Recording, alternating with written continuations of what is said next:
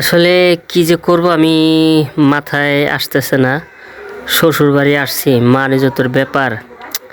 আমার আসলে একটা জিনিসের প্রতি নজর পড়ে গেছে গা। এখন কি যে করি ভাল লাগতেছে না।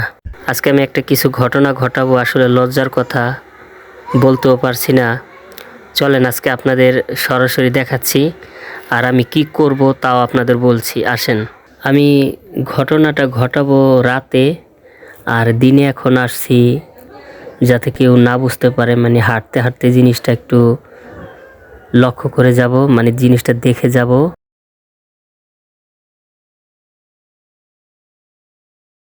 বন্ধুরা দেখেন, এখানে অনেক সুন্দর কলা হয়েছে। আমার তো দেখে মনে হচ্ছে কলাগুলো এখন পাকার সময় হয়েছে।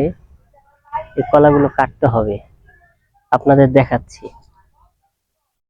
আসলে আপনারা না দেখলে বুঝতে পারবেন না। কলাটা আমি কি করব জানেন?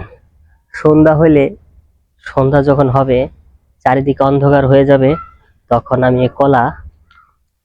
আমি কলা পাইরা তারপর বস্তায় ভইরা চুরি করে বাসায় নিয়ে যাব, কেউ জানতে পারবে না। আপনারা কিন্তু কাউকে বলবেন না, আমি কলা কিন্তু আজকে চুরি করবই।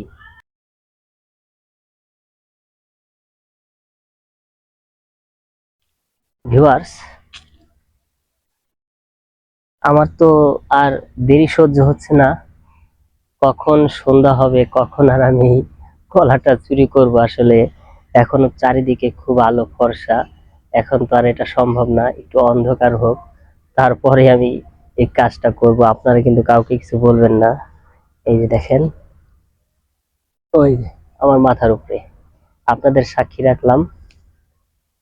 শুধু আপনারাই জানেন যে আমি কিছুক্ষণ পরে কি ঘটাবো। এই যে দেখেন, অনেক সুন্দর না কলাটা?